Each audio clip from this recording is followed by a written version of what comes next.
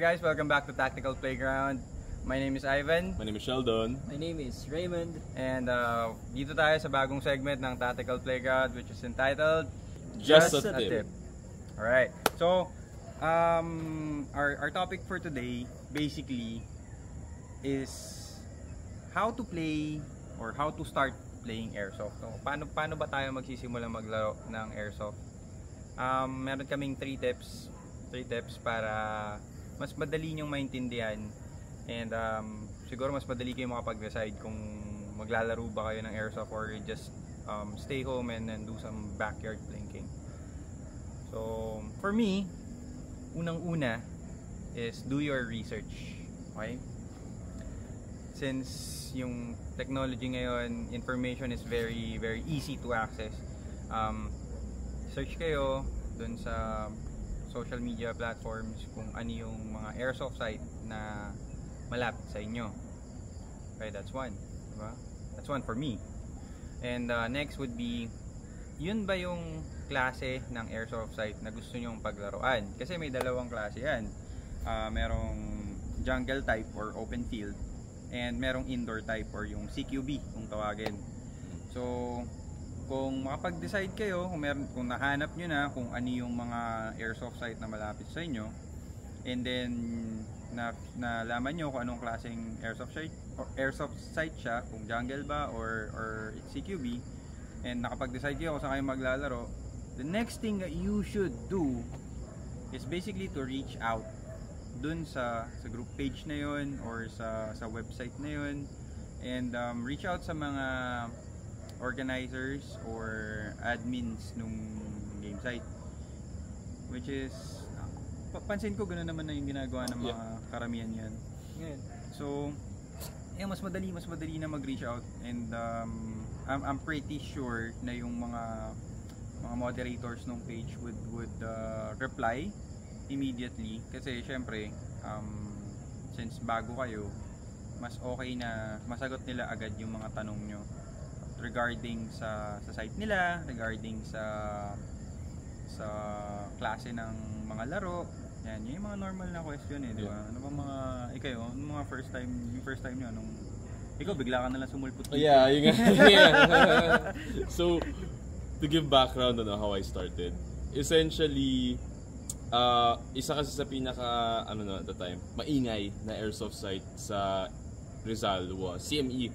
So, nakita ko sa Facebook and nag-rental ako doon. Pero wala akong car.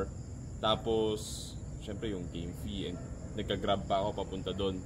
At that time hindi pa uso yung angkas eh. Wala pa angkas at that time. So grab lang talaga yung option ko. So mahal. Gagastos ako at least like 1.5 if I wanted to play every game. Pero like so hindi ako umulit sa CME dahil doon.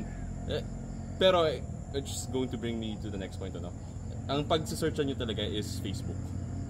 Facebook yung talaga mahahanap. Hindi kami sponsored. Okay, just wanna make that clear. Yeah. Mark. So, Mark, baka naman. Pero actually totoo. Yeah, Facebook diba? Facebook is the easiest way to reach out to game site admin. Yeah. So, yun nga, nakita ko sa Facebook, may site dito. Tapos, baka sakali ako, pumunta lang ako dito. Ayun. Ito na kami ngayon, ilang years later. So, nakita ko si Sheldon dito sa amin sa Camp Conquer. Kita ko siya mag-isa dun sa isa sa mga cottage. Tapos nilapitan ko. First time mo dito. Oo, sir. Sino kasama mo? Ako lang, sir. Paano mo kami nahanap? But yeah, that's the beauty of technology in the internet, diba? Kahit kasi isang hesitation ng players is wala silang kasama eh. Yeah, walang actually kasama. Wala silang kasama. Pero kung gusto mo talaga, ginusto ko talaga eh. Kaya pumunta lang ako. Make friends along the way. Come on, Lone wolf lang din ako nun before. So, nag-search talaga ako kasi sabi ko, yung mga nakikita ko outside Metro Manila na minsan. May nakita ako, Marikina. Kasi sobrang open area lang. Hindi ko alam kung saan yun. Basta yun. Tapos, yun, nakita ko lang online, may malapit dito sa Antipolo. So, nag-reach out ako kila Sir Ivan. Yun. The rest is history. Oo nga, no? Parang yun yung first game. Nandun ka ba nung first? Hindi. Sa ano ko na siya nakilala nung sa special CQB games ka. Oh, okay. Yun nga. So, Special CQB. context din si Raymond nung first niya naglaro, nag-rent ka rin nun Oo. no? Narin ko pa nga nun, pang speedball ata yun. Kasi walang bat stock. Tapos ang bilis na nga. Ano, Sa akin ba yun? Hindi sa akin yun. hindi sa inyo yun eh. Sabi mo, basta hindi ko maalala. Oh. High rope nga yun eh. Sarap eh. So yung unang game niya, Jungle. Unang game nito CQB. Ako naman CQB din. Ang ginawa ko rin nun, nag-search lang din ako. Sa Facebook. Ayun. Yun na. May Facebook na nung panahon mo, pre. Oo, man. Friendster. Inaabot ko yun. Uy, kahit ako. Naabot ko yun. Shoutout dun sa klase ko na sumigaw dun sa classroom namin na ano ba yung Friendster na yan, pero may ng CD para ma-install. So, yeah, yun. research and then ano ba? Pag nagawa niyo na yung research nyo, reach out and that will bring us to the next topic, which is basically what to wear. Yeah. So, what to wear? So, yun nga, first, diba, gawin yung research nyo. So, you have to, kasi iba yung susuotin mo regarding kung indoor or outdoor kayo. Pero, madami namang overlap. So, maybe a lot of players na intimidate with a lot of airsoft content na nakikita nila because sobrang geared up and everything, diba? Naka-full gear na. Yeah. And, you know, if you start airsoft, eventually, aabot ko doon. Pero, for now, hindi mo kailangan isipin yun eh. Hindi mo kailangan isipin yun. For indoor, isang magandang suot, eto, basically, suot ko. Hoodie, jogging pants, tsaka, ako, kita ba to? Sa shot, yan. Rubber shoes. Huwag kita, parang di ko malagyan. Pakita mo Delikado tayo dito, pre. Wala tayo mahulog eh. Pero, yun, di ba? Passion. Yun lang talaga kailangan mo. Ang pinaka-advice na binibigay ko sa newer players pag may mga pumapasok on what to wear, ang pinaka-kailangan intindihin is, it needs to be something na comfortable sila, willing silang madumihan, willing silang masira. Willing silang masira, exactly, isa rin yun. And makapal, may coverage ka. And bakit maganda hoodie? Well, dahil dito. Yan o. Diba? As for vest, helmet, gear, hindi mo naman kailangan yung the first time maglaro ka eh, kasi magre-rental ka rin eh, diba? So, yun yung isang aspect doon. Now, if this is typically maganda for indoors. For outdoors, it's the same thing, pero mas marirecommend ko higher cut shoes. Yep. Kasi kailangan mo ng ankle support kasi the ground is uneven talaga and it's pag natapilok ka masakit. Preferably mga kung nag-ROTC kayo before, Yeah. yung combat boots nyo nun, Yeah. or kung nag-mountaineering kayo, meron kayong trekking shoes. Yeah. Or hiking shoes. Although madalas pagka leisure na na hiking, ang binibili kasi is yung mga low cut, no? yeah. So basta ingat lang pagka nasa jungle type kayo na game site. Kasi tama, uneven talaga yung terrain. Yeah. First hand experience ko dyan when we were setting this game site up way back. Tapos namin yung mga barriers and then we decided to give it a dry run. Pag takbo ko sa isang area, meron palang platform na semento dun. So natapilok ako. Buti na lang naka-high cut ako nun. Yeah. Kasi naramdaman ko yung mga ligaments, well, hindi naman ligaments siguro. Mostly mga Tendons. Hindi rin pre, kung tendon yun, wala, tapos ako. Siguro mga blood vessels yun. Naramdaman ko yun. Blood vessels and some muscle dito sa paa ko. Na nagganon talaga siya. Alam mo yung feeling ng nagpunit kayo ng damit. Yun, ganun na ganun siya. Pero buti na nga lang naka high cut ako na boots. Kasi kung hindi, most likely Dadiretso, no? dislocated, Yeah. no? For sure. Kasi yung high cut supportado some of the tension na pupunta sa boot. And that's important. And I'm glad na bring up yung ROTC public ang kaya mamaya. Pero yeah, jungle high cut boots and mas ma-advise ko jeans Yep. kasi mas rugged siya. pag sa jungle ka. Tsaka earth tone na mga damit. Yeah. Yeah. Please, huwag kayo magsusuot. Kaya magpula kayo dyan. Yeah. Nakita kayo. O kaya I mean, puti. Yeah. Puti. I mean, pag wala kayong option, of course, gusto nyo lang maglaro, okay lang yun. Pero, lugi kayo tactically. Yun lang yun naman. Something you need to worry about later on, maybe pag may unit na kayo or something like that. But yeah, na-mention mo yung ROTC, di ba? Ako, ROTC, officer graduate. So, first time na naglaro ako, essentially, ang sinuot ko yung ROTC uniform ko. If you're lucky enough na kasya pa yung ROTC or CAT uniform mo, pwede yun. Ang isang caveat, yeah, di ba nakakaroon ako? Kaya mukha siyang Vietnam era. Yeah. So, ang ang caveat doon, of course, make sure tanggalin nyo lahat ng patches before kayong maglaro. Because it doesn't matter kung ROTC graduate kayo or anything like that. Hindi nyo nire-represent ang ROTC or AFP pag naglalaro kayo ng airsoft. We're just playing around. Naglaro tayong barilan dito. Hindi naman to ROTC, diba? Plus, it's good gear. Yeah, syempre. Diba? Technically, it can handle some some punishment, no? I think kasi last year na lang ata ako bumili talaga ng BDU na for airsoft talaga. Most of my career gamit ko lang talaga yung ROTC uniform ko. And ang laking tactical advantage yun dahil green na siya. Diba? Ayan, si Raymond naman, pag nakita niyo yung Facebook profile niya, kung ano yung itsura na doon, yun yung first day, diba? First day ko. First time. Nandun nga ako noon. PMC loadout. PMC loadout. Stretchy na pants. Ano bang tawag doon sa stretchy? Parang jeans siya pero stretchable. Jegging spread. Pero maong talaga maong siya na stretchable, so I'm not sure. May ganun talaga. Pwede yun, isa rin. Pag jeans, huwag kayo mag-opt for jeans. Huwag skinny jeans. Please. Huwag po skinny jeans, lalo naku po.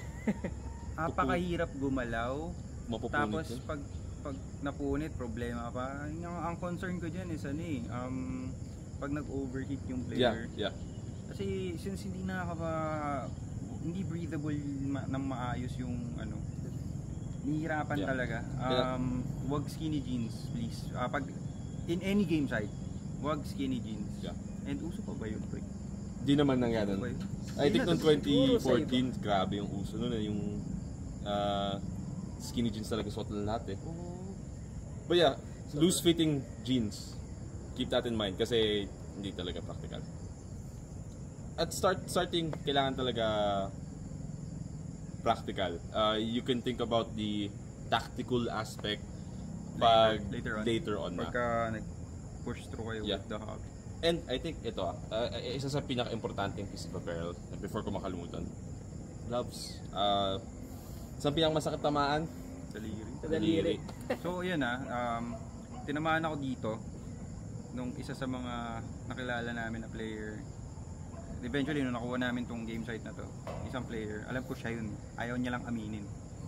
So tinamaan ako dito, that's during HISCON, yung unang HISCON 2017, tinamaan niya ako dito. It took at least 2 years para mawala yung hindi yung pantal, pre. Feeling ko na nagkaroon ng hairline fracture. I'm not sure.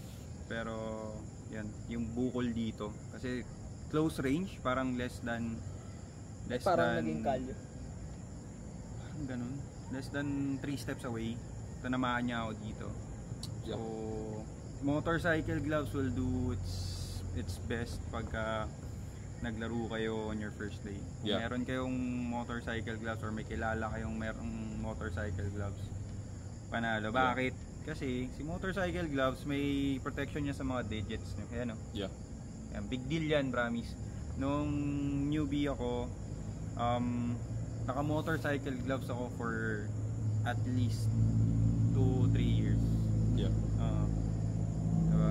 Si Raymond ata hanggang ngayon naka-motorcycle gloves pa rin Kasi biker to Biker yan Anong gamit? Leather gloves yun. Ito leather gloves. Solid leather no? Ano lang yun, pipitsuging leather. Goat skin yan. Leather pero pa rin. makunat. Pero yeah, if wala kayong motorcycle gloves, any glove will do for now. Pero ang pinaka-importante is don't play airsoft na walang gloves. Wag talaga. It's super hindi advisable. Alam ko, lang yun eh. Around 50 to 100 yung mga ganito. Yeah. Kung kaya nyo Makikita kayo bumili. yun sa daan. Ay, may nagbibenta sa daan. Nagbibenta ng baklaka ba ganun? Balyaklaba. Balaklava. Balaklava, pre. Tapos yung basta yun.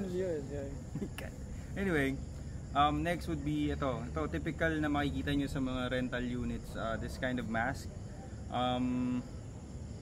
It gives protection pati sa ears and sa forehead, kasi tapos may konting protection sa glare kasi may visor siya. Tapos steel mesh. Yan.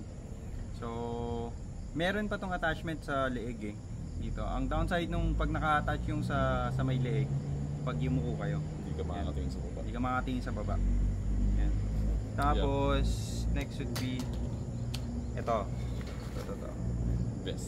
Vest. Typical na makikita nyo rin sa pag nag-rent kayo ng unit is this kind of vest. Yan, it can hold up to 4 magazines, but normally ang provided lang ng mga so facilitators would be 1. Swerte na kung 2 mags. Yan. Yeah. These things come later. Kasi pwede ka pa naman mag-rent for the start, di ba? So, yeah, I think yun lang naman sa apparel. One last point, gusto ko lang i-hammer in kung bakit maganda yung hoodie. Yan. Suotin natin to. Kasya, basta malaki mong ulo. Kasha yan, pre. Okay. Yan. See? Covered na covered, di ba? Yeah. Pati bato. Pati leeg. Pati leeg mo. And lahat ng airsoft players na makakalaro mo, alam nila na isa sa pinakamasakit na part na tamaan, besides the fingers, leeg. So yeah, covered ka talaga with the hoodie. Kaya hoodie talaga pinaka-recommended ko for your players. Pero, I think that's for apparel. Ang isa rin na next na maganda i-discuss is of course yung things to bring. What is the things na kailangan mo dalhin or to prepare before you head to the game site? And I think si Raymond may sasabihin doon. Manat. Oh, yun. So, first of all, para sa akin yung pinaka-need dalhin is water. Kasi di naman lahat ng game site may pinoprovide na tubig eh. Parang bilang lang ata may tubig na free. Kung meron man, mabilis maubos siya, Mabilis lalo kung maubos mainit. kasi No? madaming players eh.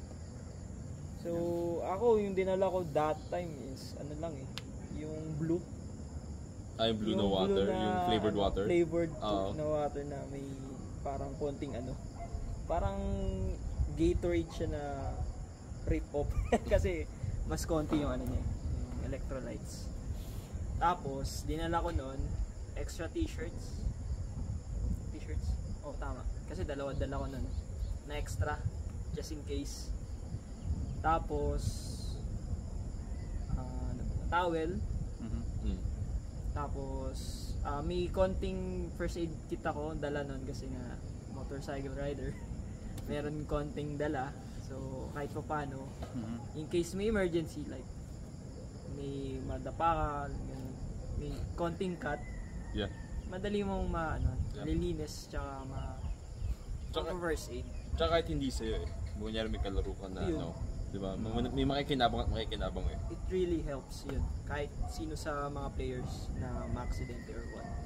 Pero mostly, mga game sites meron na lang. Yeah. Pero just in case lang, di ba? Hindi mo naman sure eh. Yeah. Tubig, damit, towel, pagkain. Yun, pagkain din. Dala ka ba ng pagkain? Hindi. Kasi may bilihan sa May labas. Kasi may bilihan sa bilihan labas eh, eh. malapit eh. Pero yun nga, Tapat na McDo eh. kung wala, kung hindi accessible yung site sa mga bilihan, mas maganda magdala kayo ng pagkain. Yeah. Sarili niyong pagkain. Tapos, last but not the least would be First aid. Sabi ko na first aid. hindi. Game fee yata. Yan. Pera. Yan. Pera kasi. Money. Bakit? Kasi kung wala kang dala, pwede ka naman bumili sa labas. No, yung game fee pre. Yung pera. Bakit kailangan mo may dalang pera? Bakit? No pay, no entry. Oh yun, that's number 1, diba? Number 2 is pag naubusan kayo ng bala, pwede kayong bumili Bumili. sa site. Yeah. Typically, yung mga game fees around 250. Mga ganun na. Yeah. Ganun na ngayon, 200 to 300. I think it's safe to say na siguro if you're looking to get into airsoft, prepare at least 1.5 for your first game. Rentals. Plus rentals. Plus rental kasi. Oo, sa bagay. Mamasahe, rental, Oo. and like Game fee. pagkain, and extra BBs. Medyo Around masakit. that, medyo masakit. Medyo masakit. Kaya yun. Masakit First sa day simulan. mo, second dito day na. mo, may gears ka na. Yeah. Para siya. Yun yung, actually, yun yung driving force kung bakit bibili ka kagad ng gear tsaka ng tama, unit. tama. Kasi mamahalan ka eh. Sino, ang rental fee ngayon, nasa 650 na. Yeah. So, kung every week, 650 ka na 650, masakit sa bulsa yun. Diba? Yeah, exactly. Bibili ka talaga, mag-i-invest ka talaga ng Nag-i-invest gamit ka talaga. mo. Kasi ako naglaro ako. Tapos sobrang namahalan ako. Sobrang tumigil ako, isang laro lang ako, tumigil ako. Nag-enjoy ako, gusto ko pa eh. Ipon ako sa unit. Bili ka agad ng unit para bawas ka agad sa Unit iPro para hindi na ako mag-rental fee. Pagdating ko dito, hindi na ako nag-rental, may unit na kagad ako eh. Yun yung driving force. Yun. No, si Raymond, isang beses lang din nag-rental. One time, big time yan. One-time rental. The following week, may baril Meron na. na. Kasi may mabait na sponsor nun. Shoutout kay Kuya Esra. Nagpa-gives sa or installment plan dun sa unit niya. Sold eh. Sold agad eh. Sold agad. Diba? So yun.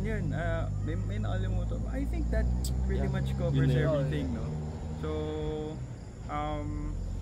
those are the things that you should know. Basic, very very basic na information on what you should know on how to start playing airsoft. Kasi everything else, if you decide na magtuloy-tuloy ng laro, madali na lang naman eh. Again, in Facebook, di ba? Or Yeah. basically the internet. Yan na yung magiging katawang niya pagdating sa paglalaro. Ako Okay. yung gears ko, Shopee. Ay, Shopee, yeah. Lazada. Shopee Lazada. Shopee Lazada. Di ba? O kaya, kung may dala kayong extra sa site, madalas may mga for sale sila ng mga gamit. Yan. It's not that bad na bumili kayo ng second hand na mga vest.